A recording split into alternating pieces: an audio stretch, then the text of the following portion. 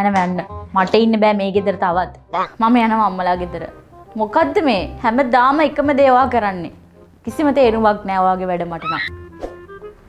කීන දෙයක් සත 5කට මයින් කරන්නේ මේ අපිට දවල්ලකට මම ඕඩර් එකක් දැම්මා.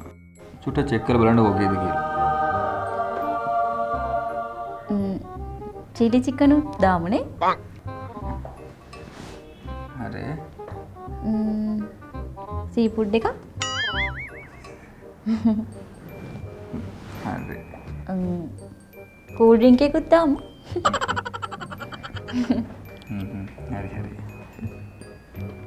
මේ ඔයා මොකද මේ බෑග් එකත් අරගෙන? Oh no. ඔය හරි යන්නද ඔයා? අර ගිය පාර අම්මලා ගෙදර ගියේ. තාම අස් කරන්න හම්බුනේ නෑනේ. ඒක මිස.